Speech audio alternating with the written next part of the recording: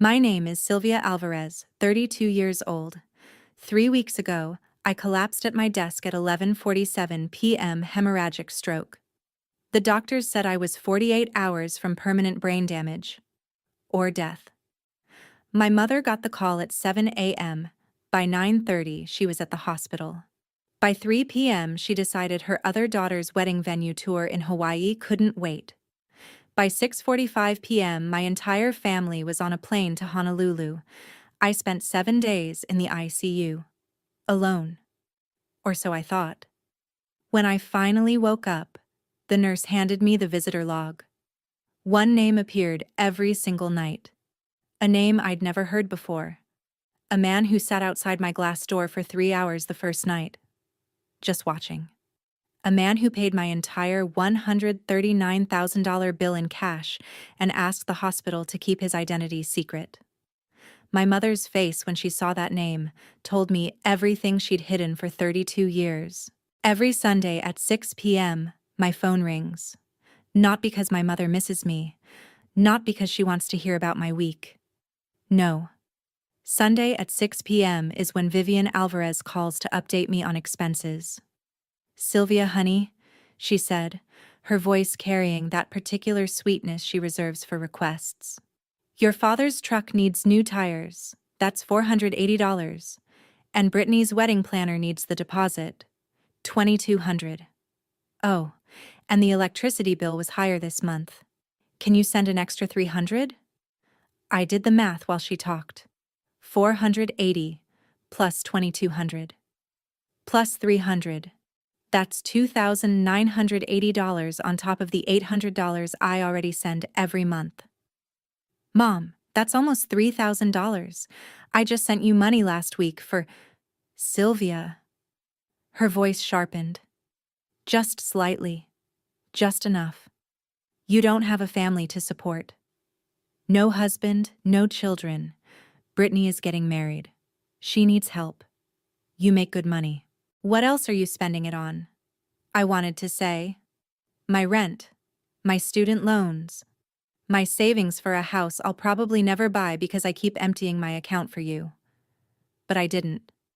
I never do. "I'll transfer it tomorrow," I said. "Tonight would be better. The tire shop closes early on Mondays." After she hung up, I opened the Excel file I've kept since I was 25.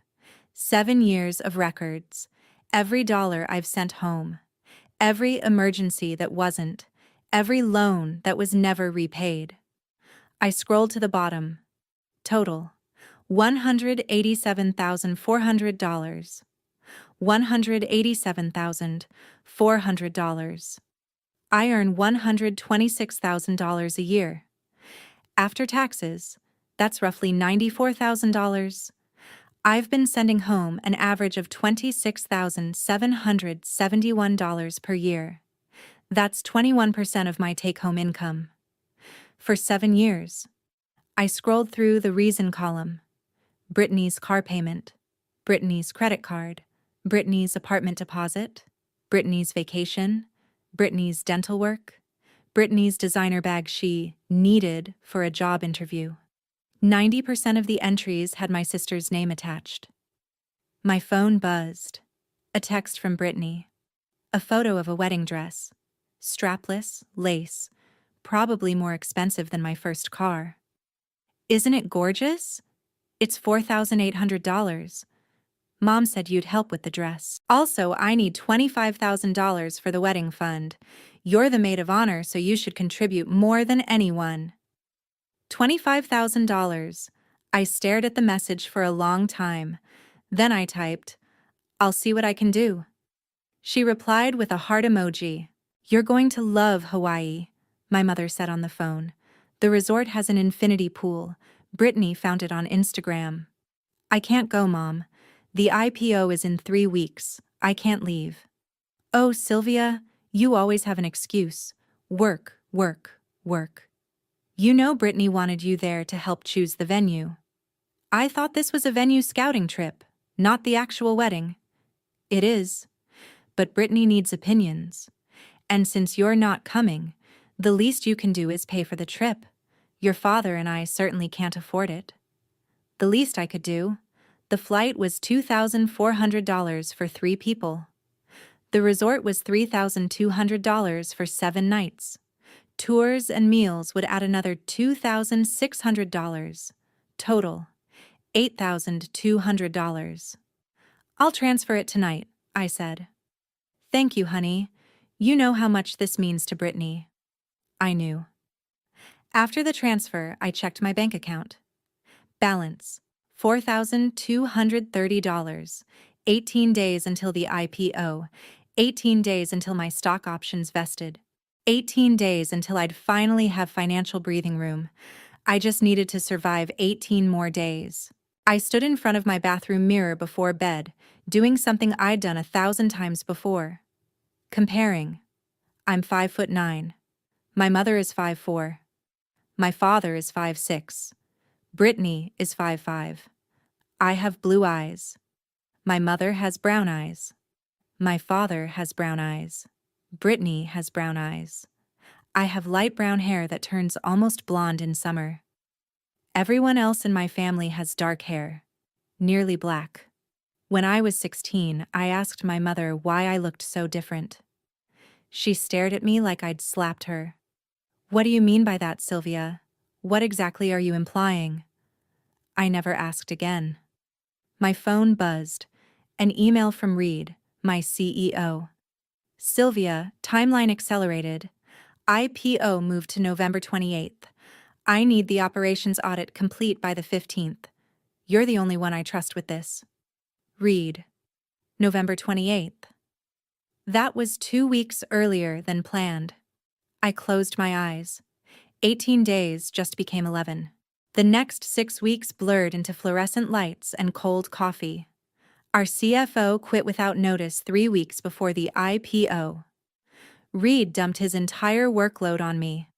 Investor packages, compliance documents, operations audits, due diligence reports. I worked 16 hours a day, sometimes 18. I slept 4 hours a night, sometimes 3. I ate protein bars at my desk because I didn't have time to walk to the kitchen. My doctor had warned me about my blood pressure at my last physical. You need to slow down, Ms. Alvarez. Your numbers are concerning for someone your age. I didn't slow down. The IPO was worth $12 million in funding. 40 employees depended on this deal going through.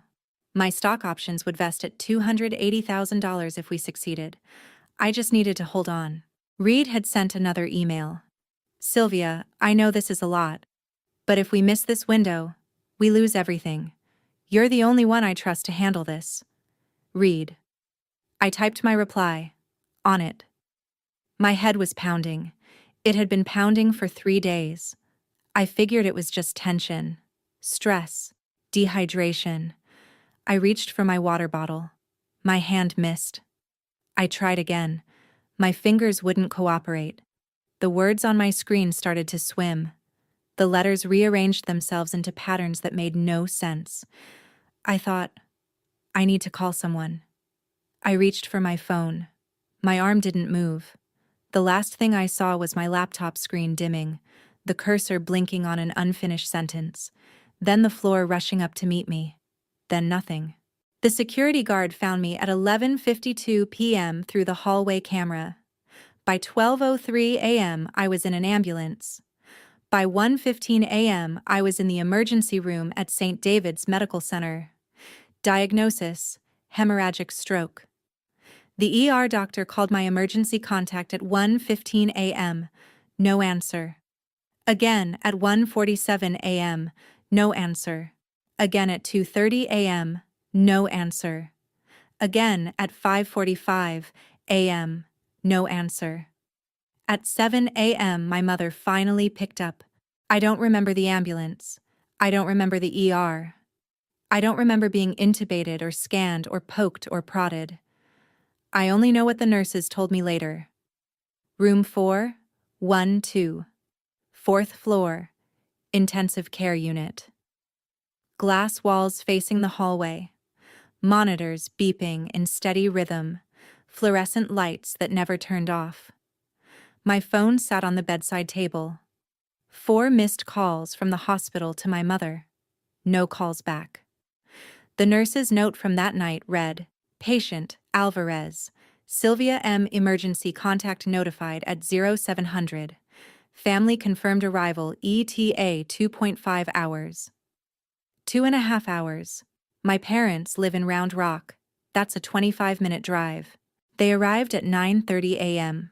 My mother, my father, my sister. They stayed for 33 minutes. I was unconscious, so I didn't see any of this. But the hospital security footage showed everything, and Amanda, the ICU nurse, told me the rest. Brittany didn't come into my room. She sat in the hallway, scrolling through her phone, complaining that the hospital smell makes me nauseous. My father stood in the corridor making phone calls. To whom, I still don't know. My mother spoke with Dr. Rodriguez for 11 minutes. Then she came into my room, looked at me, eyes closed, tubes everywhere, and checked her watch. At 10:03 a.m. they left. 33 minutes. Amanda told me what happened next because she overheard my mother on the phone in the hallway before they left. The doctor said she's stable, my mother said to someone, probably Brittany. Stable means not dying right now, right? We can still make the flight. The tickets are non-refundable. Sylvia paid for them. A pause. I know. But Brittany needs this trip. The wedding is in 3 weeks. If we don't scout the venues now, when will we? Sylvia will understand. She's always been the responsible one. Stable. The doctor had actually said, stable but critical. We need to monitor her for 72 hours minimum. There's still risk of secondary complications. My mother heard stable. She ignored the rest. At 3:15 p.m., while I lay unconscious in room 412, my mother left me a voicemail. I listened to it 5 days later when I finally woke up. 14 seconds long. Sylvia, honey, the doctor said you're stable. Your father and I and Brittany have to go to Hawaii like we planned. The tickets are non-refundable. I'll call the hospital every day to check on you. You just rest, okay? Brittany needs me for this trip. We'll be back next week. 14 seconds. She didn't say, I love you. She didn't say, I'm worried about you. She said, Brittany needs me. And then she hung up. At 6:38 p.m., while I was being prepped for additional scans because my blood pressure was dropping, Brittany posted an Instagram story, a photo of the 3 of them at the Austin airport. Gate 24, Hawaiian Airlines Flight 2891 to Honolulu. My mother smiling, my father looking tired. Brittany in the middle, flashing a peace sign. Caption: Hawaii, here we come. 127 people viewed that story in the first hour, including one person none of them expected. At 8 p.m., a man walked into St. David's Medical Center. He approached the front desk. ICU room 412, he said. Sylvia Alvarez. The receptionist checked the system. Are you family, sir? Yes. Your name? Walter Kendrick. He was given a visitor badge. He took the elevator to the 4th floor. He walked down the hallway until he reached room 412. Then he stopped. He didn't knock. He didn't ask to go in. He didn't call for a nurse. He just stood there, outside the glass door, looking in, for 3 hours. The ICU hallway camera recorded everything. 8 p.m. A man in a gray suit, silver hair, approximately 60 years old, stops outside room 412. 8:15 p.m. Still standing, hasn't moved. 8:47 p.m. A nurse approaches. He shakes his head. She walks away. 9:30 p.m. Still standing. His hands are in his pockets. His eyes never leave the glass. 10:15 p.m. He sits down in the hallway chair. Still watching. 11 p.m. He stands again, presses his palm against the glass, stays there for 4 minutes. 11:12 p.m. He walks away. 3 hours and 12 minutes. Amanda Reeves, the night nurse, 34 years old, 11 years on the job, was the one who approached him at 8:47. "Sir, can I help you? Do you need to go inside?" He shook his head. "No, I just want to make sure she's not alone." "Are you family?" He paused. Something passed across his face. Pain, maybe? Or guilt? Or both? "Yes," he said quietly. "I'm family." Amanda asked if he wanted to sign the visitor log. He nodded. She handed him the iPad. He wrote, "Walter Kendrick." Then he went back to standing outside the glass door. Amanda told me later, "I've been doing this for 11 years. I've seen every kind of family, but I've never seen anyone stand outside a glass door for 3 hours like they were afraid they didn't deserve to go in." He came back the next night, 7:45 p.m., same gray suit, same silver hair. This time he brought a laptop. He sat in the hallway chair and worked. A MacBook Pro, screen angled away from the corridor. Every few minutes, he'd look up at room 412, then back to his screen. At 9:30 p.m., he closed the laptop. He stood up. He walked to the door. This time, he went inside. Amanda was at the nurse's station. She watched him through the glass. He pulled the visitor chair close to my bed. He sat down. He didn't touch me. He just looked at my face for a long time. Then he said something. Amanda couldn't hear through the glass, but she saw his lips move. Later, she asked him what he'd said. He just smiled, a sad, broken smile, and shook his head. He stayed for 47 minutes. Then he left. Amanda made a note in my file. Visitor, Walter Kendrick, stated my daughter when entering. Verify relationship with patient family. She tried calling my mother to verify. No answer. She tried again. No answer. She tried a third time. Voicemail. Amanda pulled up my visitor log that night. November 18th, Walter Kendrick. 8 p.m. to 11:12 p.m. November 19th, Walter Kendrick. 7:45 p.m. to 11:30 p.m. No other names. No Vivian Alvarez. No Gilbert Alvarez. No Brittany Alvarez. Just Walter Kendrick. A man none of us had ever heard of. A man who claimed to be my father. Amanda stared at the screen for a long time. "I've seen a lot of families fall apart in hospitals," she told me later. "People show you who they really are when someone they love is dying. But your family? They didn't even show up. And this stranger, this man who stood outside your door like he was terrified to come in, he was there every single night." She paused. "I didn't know who he was to you, but I knew one thing. He cared. Whatever else was true, that man cared." On the morning of November 20th, Dr. Rodriguez ordered a new CT scan. Something wasn't right. My vitals were stable, but not improving. My brain swelling should have been decreasing. It wasn't. By 9:30 a.m., he had the results. Myocarditis, secondary inflammation of the heart muscle, a complication of the stroke, triggered by the massive stress response in my body. "If we don't operate within 48 hours, Dr. Rodriguez told Amanda, she has a 40% chance of not waking up at all." 48 hours. The surgery would cost $45,000. They needed family consent. Amanda called my mother's number. For the 7th time since I'd been admitted. This time, someone answered. "Hello?" My mother's voice. Cheerful, relaxed. In the background, waves, music, the clink of glasses. "Mrs. Alvarez, this is Amanda Reeves, ICU nurse at St. David's Medical Center. I'm calling about your daughter, Sylvia." "Oh, yes.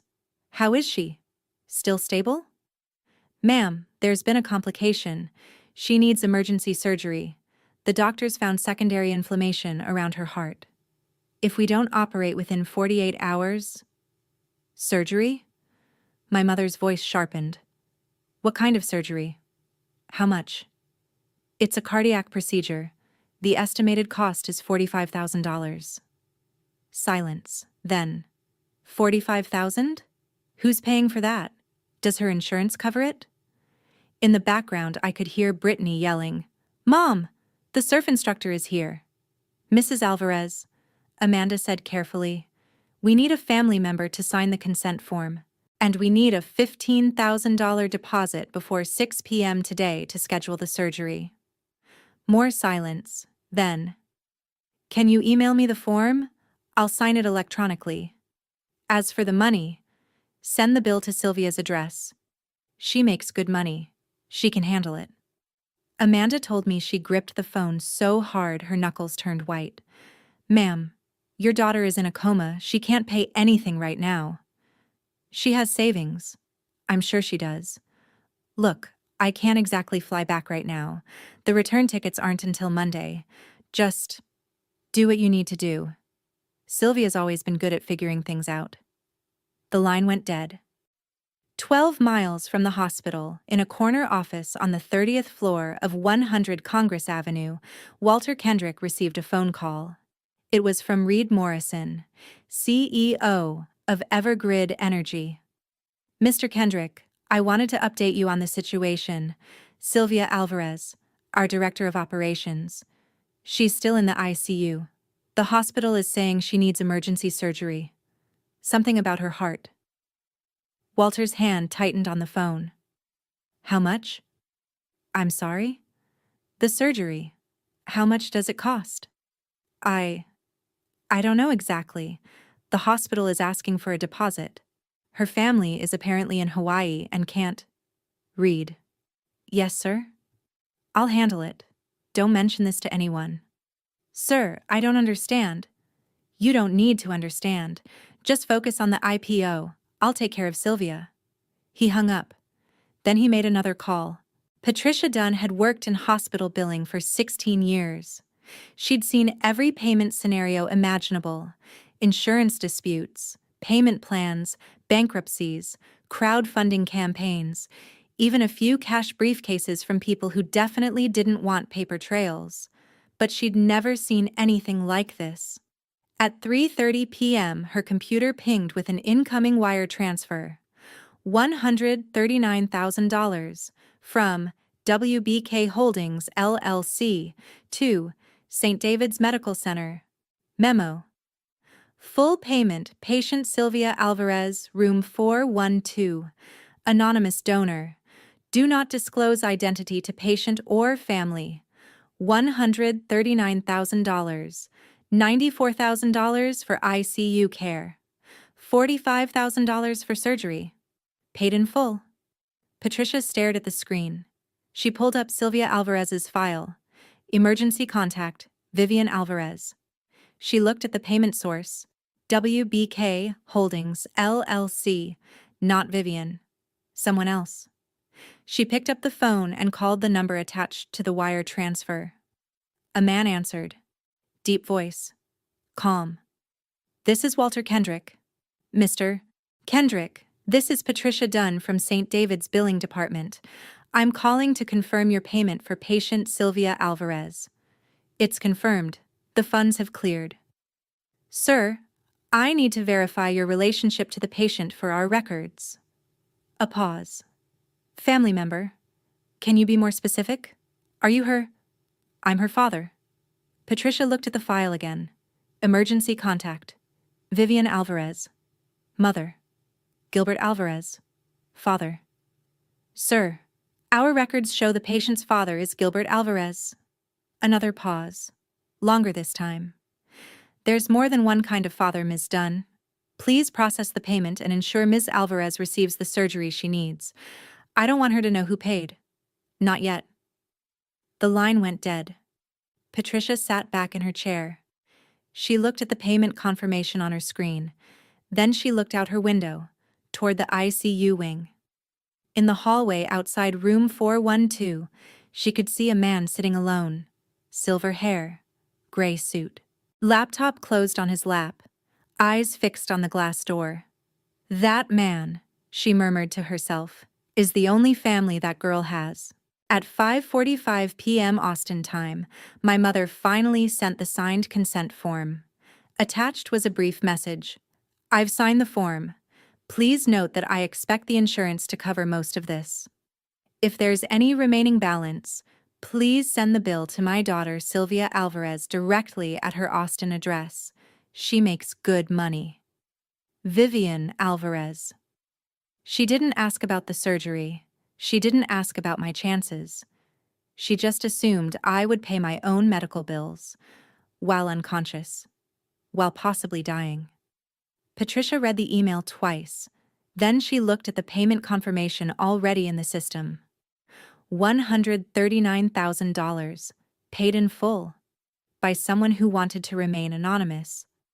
She hit reply and typed, "Mrs. Alvarez, the account has been settled in full.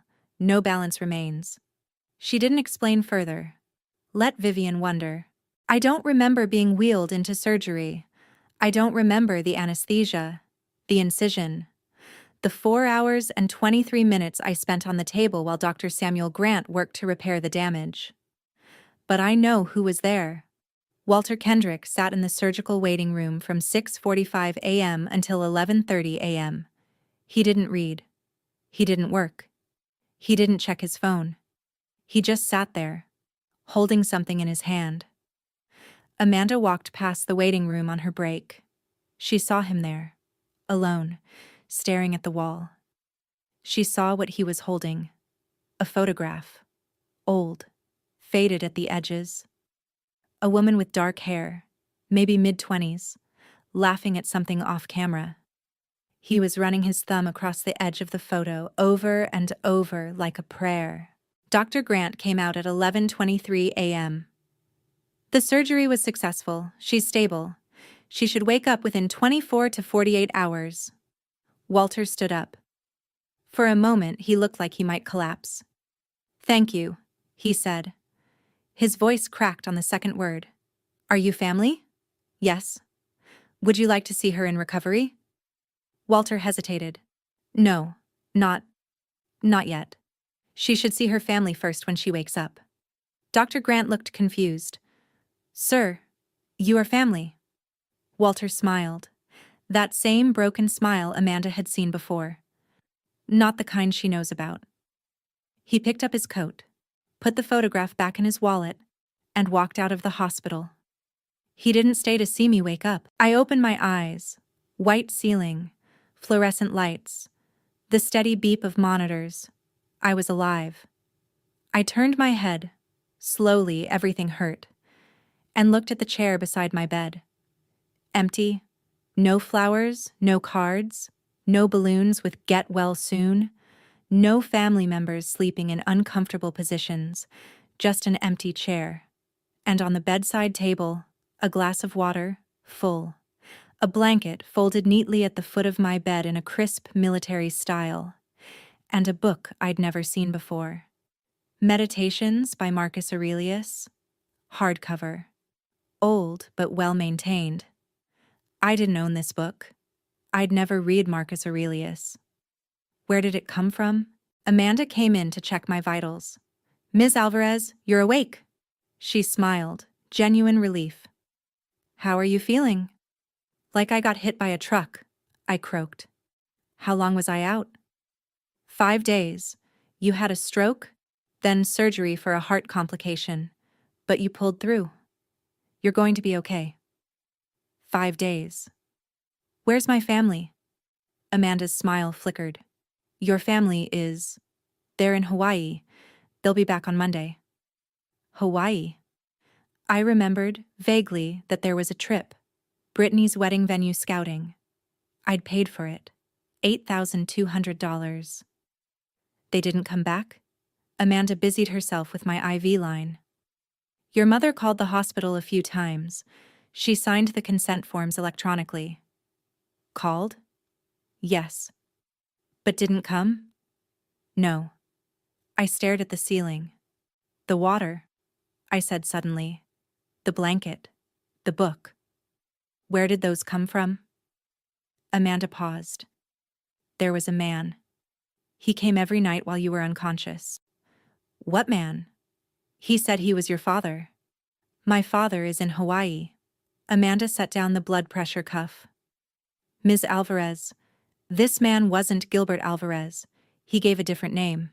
He came every single night. He stayed for hours. The first night, he stood outside your door for over 3 hours without coming in, just watching through the glass. I felt something cold crawl up my spine. What was his name? Amanda picked up the iPad from the nurse's station and handed it to me. He signed the visitor log every night. You can see for yourself. I took the iPad with trembling hands. I scrolled through the entries. November 18th, Walter Kendrick, 8 p.m. to 11:12 p.m. November 19th, Walter Kendrick, 7:45 p.m. to 11:30 p.m. November 20th, Walter Kendrick, 7:30 p.m. to 10:15 p.m. November 21st, Walter Kendrick, 7 p.m. to 11:45 p.m. No other names. No Vivian. No Gilbert. No Brittany. Just Walter Kendrick. Every single night. Who is Walter Kendrick? I whispered. Amanda looked at me with an expression I couldn't read. He said he's your father. I borrowed Amanda's laptop. My hands were still weak, but I managed to type, Walter Kendrick, Austin, Texas. The results loaded, and my heart stopped. Walter Brennan Kendrick, age 63. CEO and founder, Kendrick Capital Partners, private equity firm. Assets under management, $2.1 billion. There was a photo. Silver hair, blue eyes. Tall, maybe 5'10". Standing in front of a glass-walled office building, arms crossed, slight smile. I looked at that photo for a long time. Blue eyes.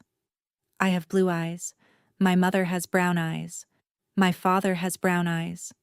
My sister has brown eyes. Where do your blue eyes come from, Sylvia? I'd asked my mother once when I was 16.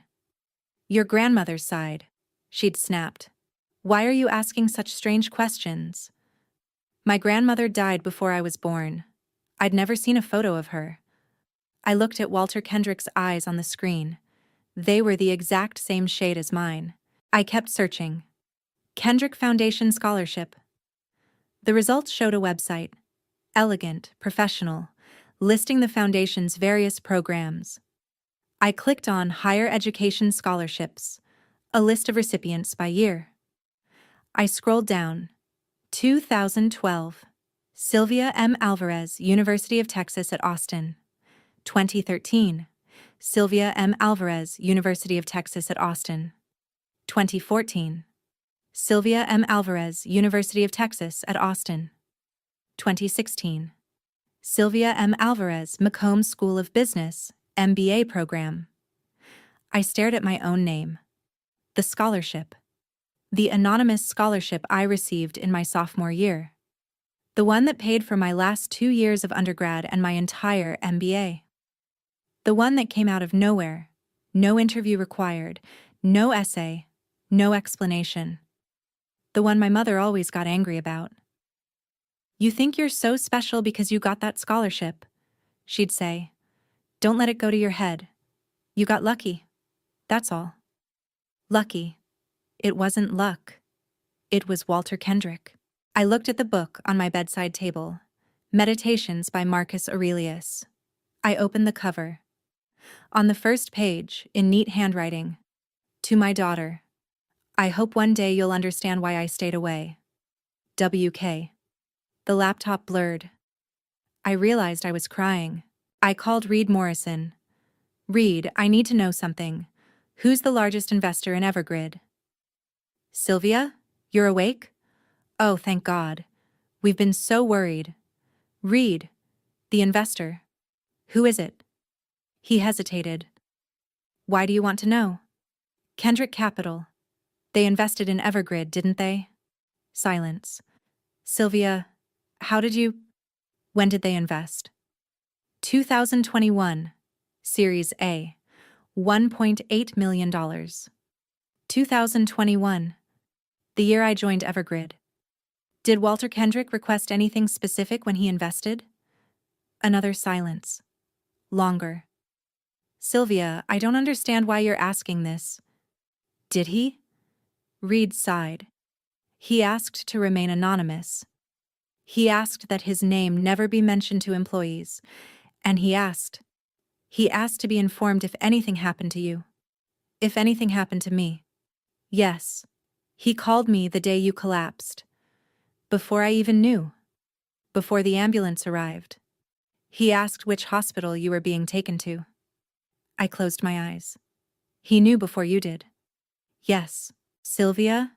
Who is this man? Why does he care so much about you? I looked at the book in my lap. At the handwriting on the first page. To my daughter. I think, I said slowly, he's my father. Day 7. My mother walked into the hospital lobby at 11:30 a.m. on Monday morning.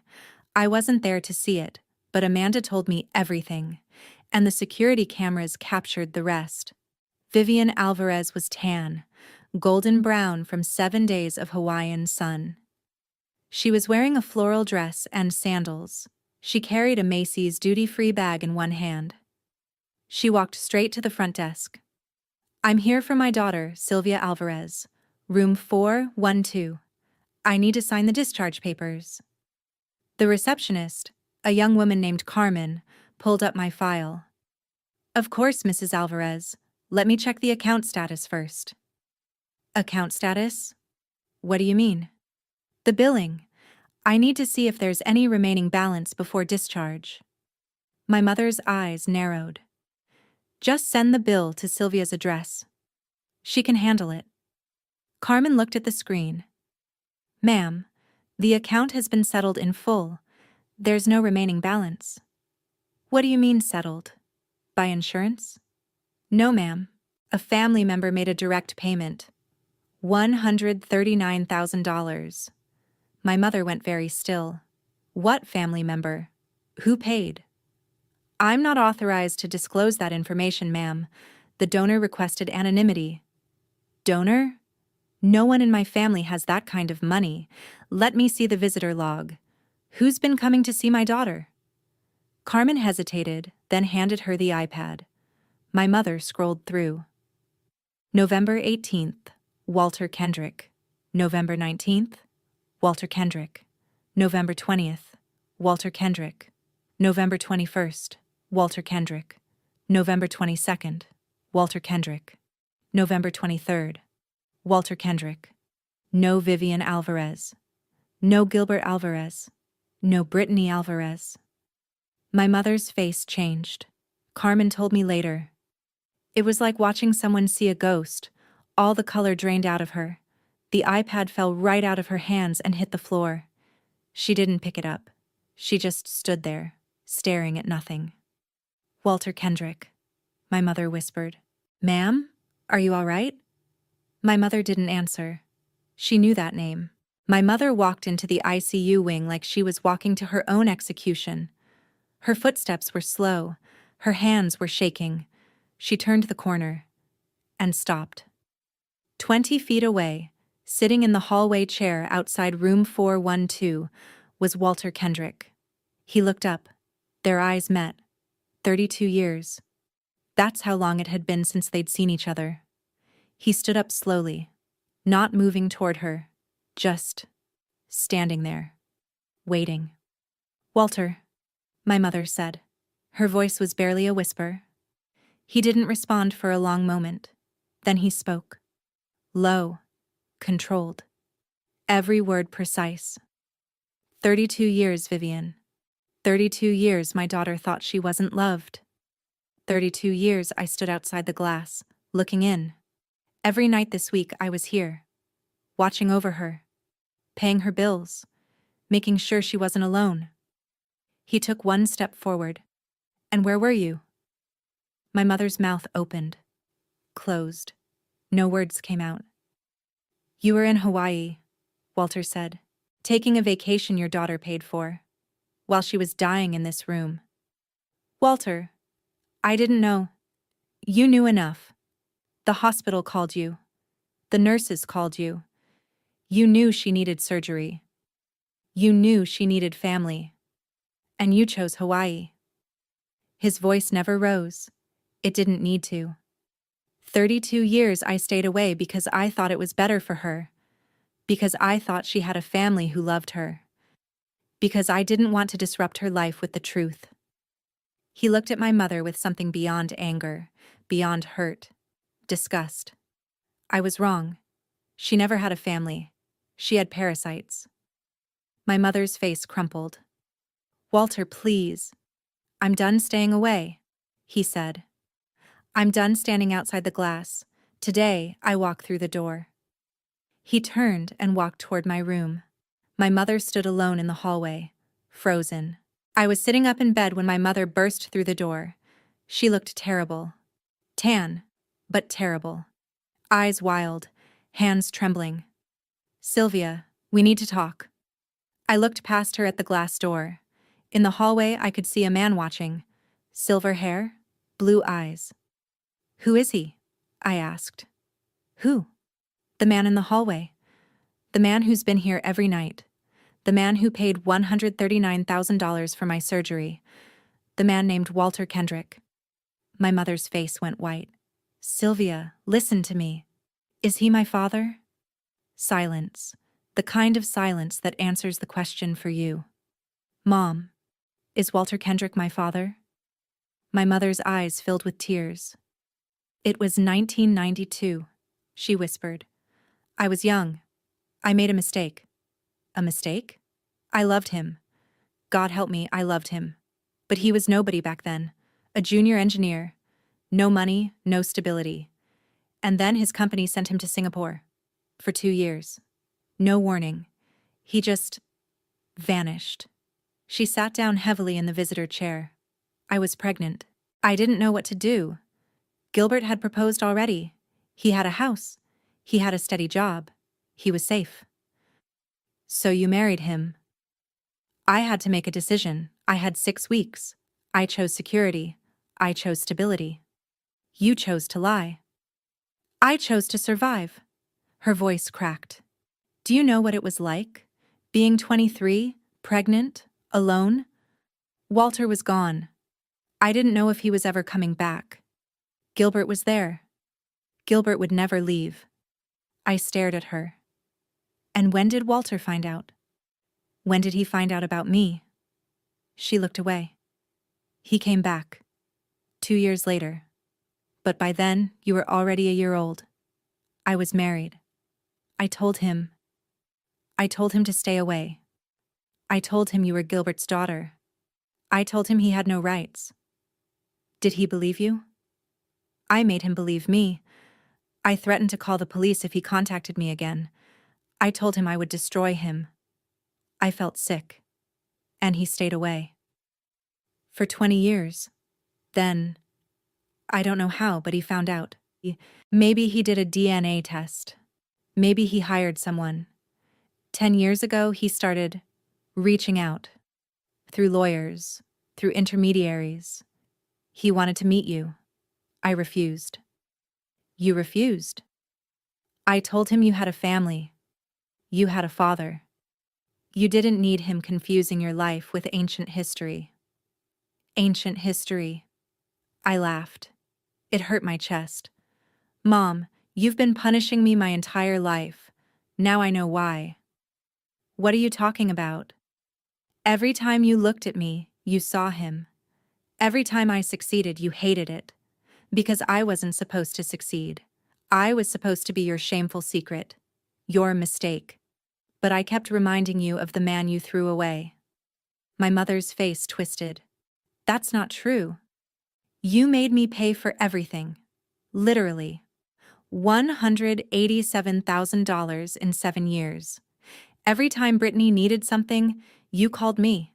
Every time there was an emergency, you called me. Because punishing me was easier than admitting what you did." "Sylvia. And the worst part?" My voice was shaking now. "The worst part is that all this time, there was a man out there who wanted to be my father. Who paid for my college without telling me. Who invested in my company just to be close to me. Who stood outside my hospital room for 3 hours because he was afraid he didn't have the right to come in." I pointed at the glass door. That man has been here every single night, and you were in Hawaii. My mother opened her mouth. I didn't have a choice.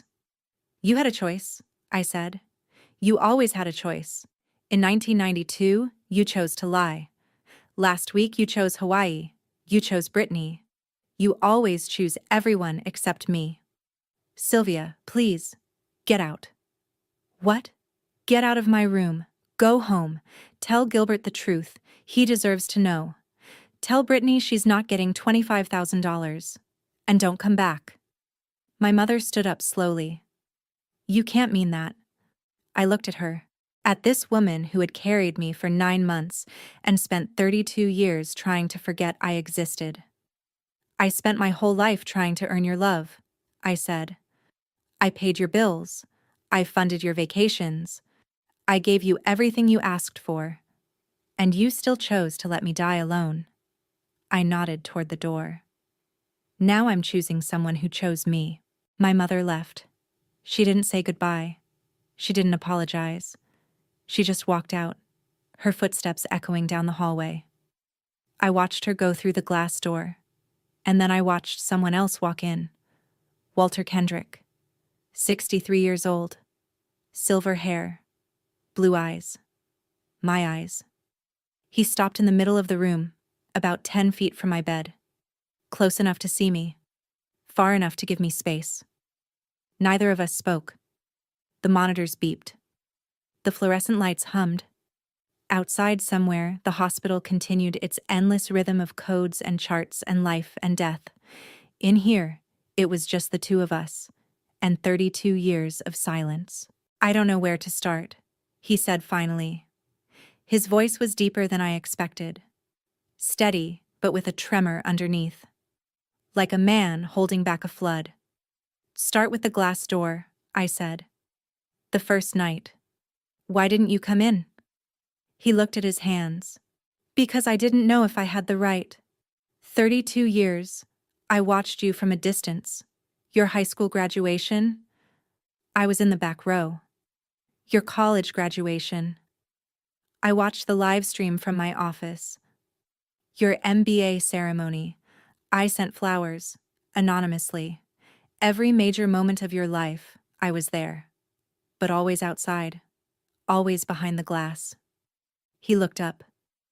That first night when I came to the hospital and saw you through that window, tubes everywhere, machines beeping. So still. I thought, this is my daughter.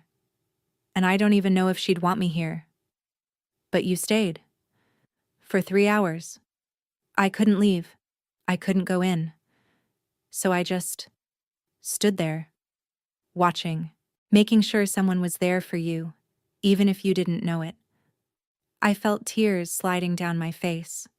I didn't wipe them away. The scholarship, I said, that was you? Yes. 2012. I just found out about you. Hired a private investigator, got a DNA sample, confirmed everything. I wanted to help, but I didn't know how to approach you. So I created a scholarship fund, made sure you qualified. The investment in Evergrid? Also me, 2021. When I saw you were working there, I put in $1.8 million. Not because I thought the company would succeed, though it has, but because I wanted to be close to you, even if you never knew. And the $139,000?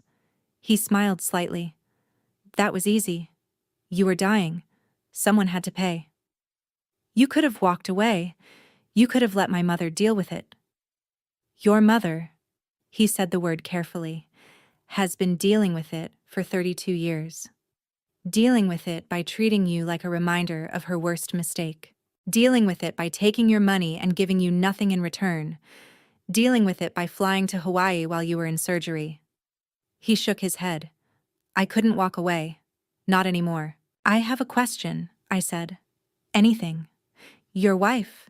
Your family. Did you ever... I was married. For 15 years. Divorced in 2017. He paused.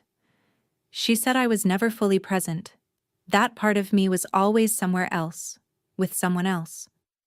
She was right. I was always with you, even though you didn't know I existed. No children? No. I couldn't. I already had a daughter. One I wasn't allowed to know. Starting over with someone else felt like betrayal. I absorbed this. You gave up your whole life for someone you couldn't even contact. No. I gave up certain things, but I built others. The company, the foundation, the investments. I told myself that even if I couldn't be your father, I could make sure you had opportunities, that you'd never be limited by money or circumstance. He met my eyes. I know it's not the same as being there. I know it doesn't make up for 32 years. But it was what I could do. What happens now? I asked. Walter took a breath. That's up to you. I've waited 32 years. I can wait longer. I can walk out of this room right now and never bother you again, if that's what you want. Is that what you want? No. His voice cracked. Just slightly. I want to be your father. I want to know what you're reading, what you're thinking, what makes you laugh. I want to have dinner with you on your birthday. I want to be the one you call when something goes wrong. He paused. But I know I haven't earned that. I know you have a father, Gilbert, even if he's not your biological father. I know this is complicated and painful, and there are no easy answers. I looked at this man, this stranger who had paid for my education, who had invested in my company, who had stood outside my hospital room because he thought he didn't deserve to come in. Then I looked at the empty hallway where my mother had walked away. My whole life, I said slowly, I thought love was something I had to earn. I paid my family's bills. I funded their vacations. I gave them everything they asked for. And they still chose to let me lie here alone. I turned back to Walter. You didn't owe me anything. I didn't know you existed. And you still showed up. Every single night. I reached out my hand. Will you sit down? Please? Walter walked forward. He sat in the chair beside my bed. The chair that had been empty for 5 days. For the first time in 32 years, he was there. Beside his daughter. Finally, on the right side of the glass. I left St. David's Medical Center on November 26th, 2 days after my mother's visit. Walter drove me home. We didn't say much during the ride. There wasn't much to say. We had 32 years of conversations ahead of us. There was no rush. I signed the IPO documents via video call from my apartment. Evergrid went public at $14 per share. My stock options vested at $280,000. For the first time in my adult life, I had money that was truly mine, that no one could guilt me into giving away. Brittany's wedding was supposed to happen on December 6th. It didn't. Without my $25,000 contribution, the budget collapsed. Brittany tried to scale down, but her fiancé's family was embarrassed by the reduced circumstances. The engagement ended 2 days before the ceremony. My mother called me, left voicemail after voicemail. Sylvia, please. Your sister needs you. After everything we've done for you. I deleted them without listening past the first sentence. Everything they'd done for me. Gilbert Alvarez filed for divorce on December 10th. When he finally learned the truth, that the woman he'd loved for 32 years had married him as a backup plan, that the daughter he'd raised wasn't biologically his, that his entire life was built on a lie. He didn't scream, didn't cry. He just quietly packed a bag and checked into a motel. He called me once, just to say, I'm sorry I wasn't there more, Sylvia. I always felt like there was something I was missing with you. Now I know what it was. I hope you find what you're looking for. I wished him well. He was a victim too, in his own way. I met Walter for coffee on December 20th. It was awkward at first. We didn't know each other's rhythms yet. Didn't know if we took cream or sugar. Didn't know each other's favorite books or movies or memories. But we were learning. At one point, he pulled out his wallet and showed me the photograph. The one he'd been holding during my surgery. The one Amanda had seen him clutching like a prayer. It was my mother. Young, maybe 23, laughing at something off camera. "I took this in 1992, he said, 2 weeks before I left for Singapore. It was the last time I saw her happy. Last time I was happy." He put the photo back. "I carried it for 32 years, hoping I'd see that laugh again someday, hoping I'd find what I lost." He looked at me. "I didn't find her. I found something better. I found you. People say blood is thicker than water, but my blood family left me to die in a hospital room while they went to Hawaii. They took my money for 7 years. They treated me like an ATM with a heartbeat. And a stranger, a man I'd never met, stood outside my glass door for 3 hours because he was afraid he didn't have the right to come in. He paid for my education without ever asking for credit. He invested in my company just to be close to me. He paid $139,000 to save my life and asked the hospital to keep his name secret. Who is family? Is it the people who share your DNA but treat you like a burden? Or is it the person who stands outside the glass, waiting for 32 years just to be allowed through the door?" My mother chose Hawaii when I was dying. Walter chose to stay. Every single night. Even when he thought I'd never know. If you're in a family that treats you like a wallet, that takes everything and gives nothing. That makes you feel like you have to earn love that should be freely given. I want you to ask yourself, who is standing outside the glass door of your life, waiting to be let in? And who is already on a plane to Hawaii? The answer might change everything. Sylvia Alvarez, December 2025.